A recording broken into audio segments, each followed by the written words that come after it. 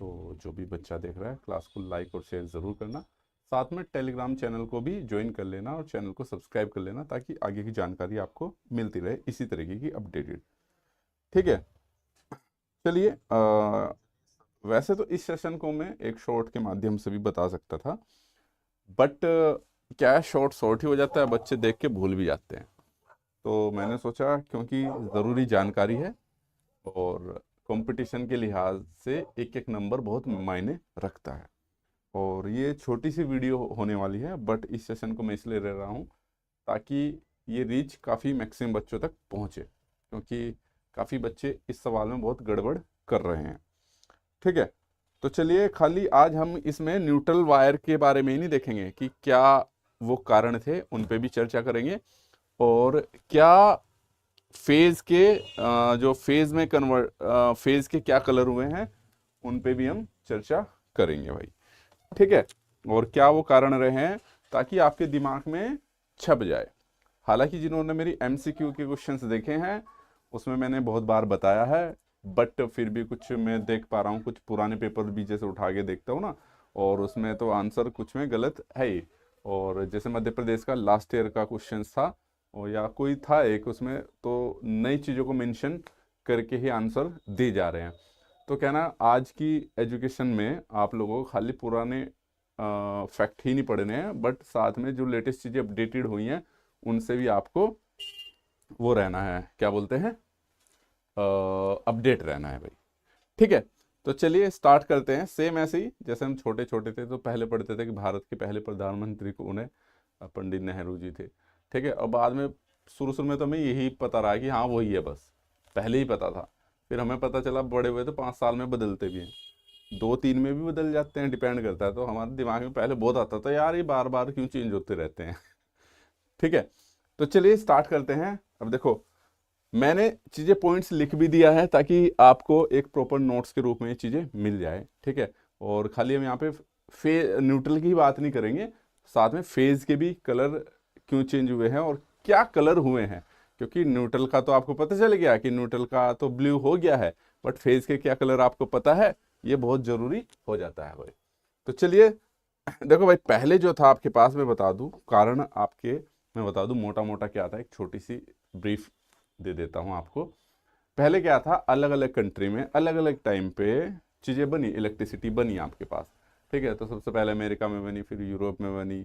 ठीक है, और अलग अलग कंट्रियों में अपने अलग अलग सिस्टम बना रखे थे, तो अलग अलग जगह की अलग अलग कलर कोडिंग थी कि भाई फेज में ये रहेगा, न्यूट्रल में ये रहेगा। ठीक है, और अर्थिंग में ये रहेगा। तो बाद में क्या हुआ, अब तो इलेक्ट्रिसिटी और जो मशीनें हैं एक देश से दूसरे देश में जाने लगी हैं। ठीक है, तो वहाँ पे क्या होने लगा है कि अब ऐसा तो नहीं कि भाई अमेरिका की मशीन है मेरे पास, मुझे इंडिया में इंस्टॉल करनी है, वहाँ की कलर कोडिंग कुछ और है। वहाँ के इंजीनियर ने जो उसके फेज, अर्थिंग और बाकी की जो भी टर्मिनल्स हैं, जो भी आपके पास कलर हैं वायरिंग के, वो अपने स्टैंडर्ड के हिसाब से रखे हैं। तो वो आई इंडिया में, तो फिर इंडियन का जो टेक्नीशियन है वो अपने हिसाब से सोचेगा कि ये फेज है, ये फलाना ढिमकाना, आप समझ सकते हो।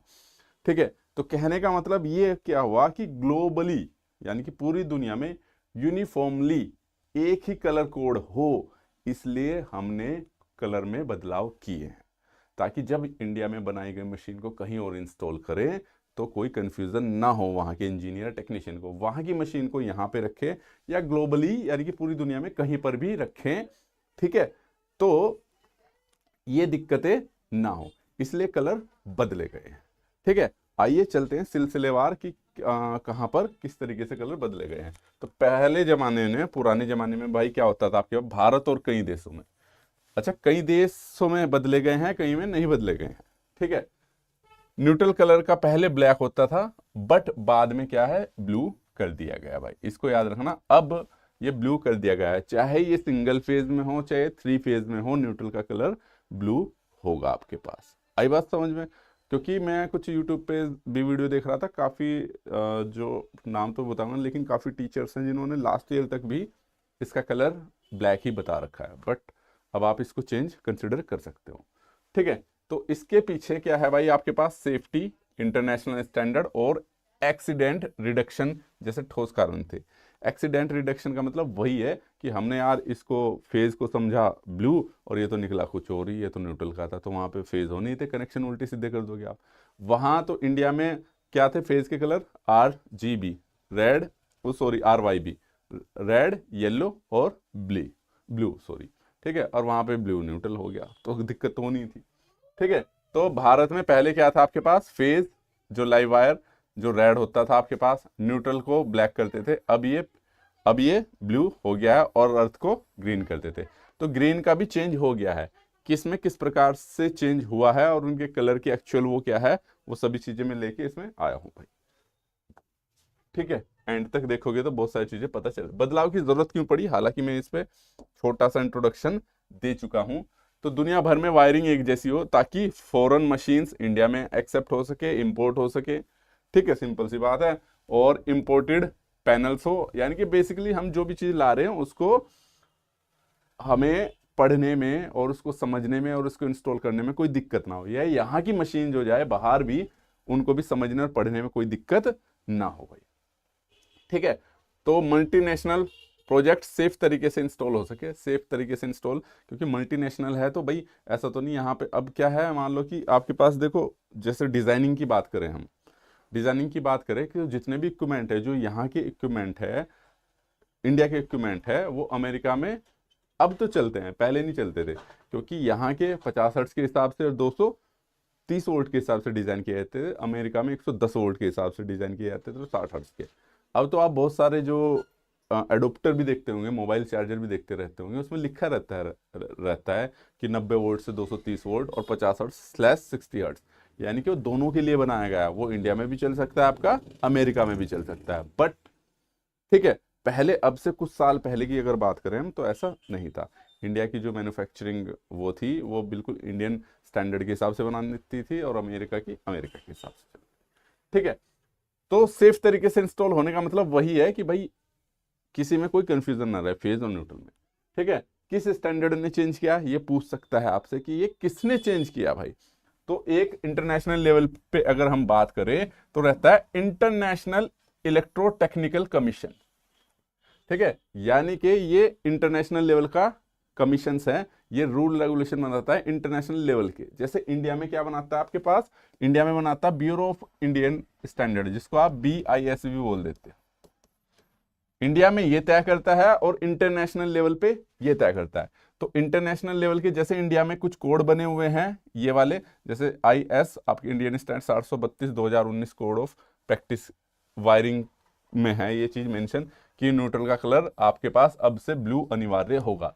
तो ऐसे ही यहाँ पर इंटरनेशनली की अगर बात करूं मैं, यहाँ पर कमीशन है IEC, इसका कोड ये है आपके पास 60446/IEC 6045, ये इनके रूल नंबर लिखे रहते हैं। तो यहाँ पर मेंशन है कि न्यूट्रल का कलर अब से क्या होगा, ब्लू होगा, ठीक है। क्लियर भाई यहां तक, चलिए अच्छा। अब देखो तो भाई ये मैंने चीजें मेंशन भी की है, इंपॉर्टेंट है, खाली न्यूट्रल की नहीं। तो आज के स्टैंडर्ड के हिसाब से ये वायर है, ये कलर है। अगर मैं बात करूं सिंगल फेज में, तो सिंगल फेज में जो कलर रहेगा, फेज का कलर ब्राउन होगा। देखो यहाँ पे देख रखा सिंगल का फेज का कलर ये ब्राउन है, हो सकता है कैमरे में ये ब्राउन दिख रहा है, हाँ ठीक है, ठीक है, ब्राउन ही दिख रहा है। न्यूट्रल का कलर ये आपके पास क्या है, ब्लू होगा। और प्रोटेक्टिव अर्थ और ग्राउंड का ये है, देखो ये ग्रीन और येलो, ऐसा आता है ना, ग्रीन येलो,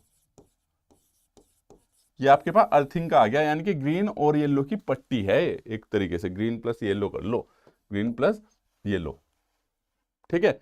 ये भी आपके पास अर्थिंग में चेंज हुआ है, इस कलर का नया वो आ सकता है कि अर्थिंग का कलर क्या है। देखो अगर वहां पे दे रखा RGB और ग्रीन, तो मुझे पता रेड ग्रीन ब्लू दे रखा, सॉरी आर नहीं RYB होता है इसमें, यार में मुझे वो कलर वो वाले याद आ जाते हैं, RYB, रेड येलो ब्लू और यहाँ पे ग्रीन। देन तो ऑप्शन के अगर पुराने ही ऑप्शन चल रहे हैं, अगर पुराने ही ऑप्शन चल रहे हैं तो आप ग्रीन लगा दोगे। लेकिन अगर यहां पर ग्रीन प्लस कौन सा, ये आपके पास येलो है, देन इसको टिक करेंगे। अगर आपके पास ग्रीन सॉरी और ग्रीन प्लस येलो है, तो दो में से कौन सा टिक करोगे? देन आप यही टिक करोगे, क्योंकि लेटेस्ट के हिसाब से उसने आज का पूछा है, या तो उसने समय मेंशन किया हो कि भाई हाँ इतने साल पहले पहले कौन सा चलता था, तो देन आप उस हिसाब से जवाब दोगे। अगर अभी का पूछ रहा तो इसी के हिसाब से जवाब दोगे भाई। क्लियर है भाई?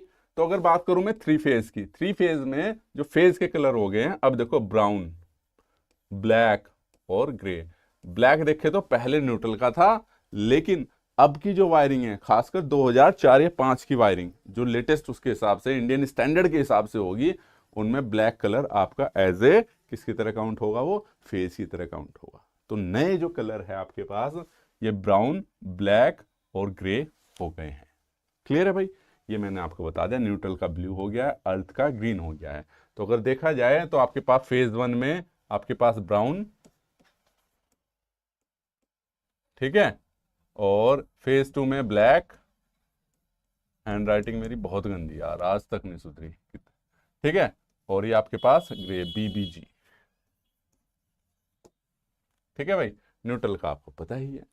तो चाहे सिंगल फेज हो, थ्री फेज हो, तो ये इस प्रकार से आपके पास कलर के बदलाव हुए हैं भाई। ठीक है, तो इस बार वो कुछ भी पूछ सकता है आपसे। न्यूट्रल का तो पूछता ही पूछता है, अर्थ का भी पूछता है, तो इसमें भी ग्रीन या फिर ग्रीन येलो, ग्रीन येलो भी है यहाँ पे, जो मैंने आपको बता भी दिया है। क्लियर है? तो कोई कंफ्यूजन तो नहीं, चाहे अब न्यूट्रल का हो चाहे किसी भी चीज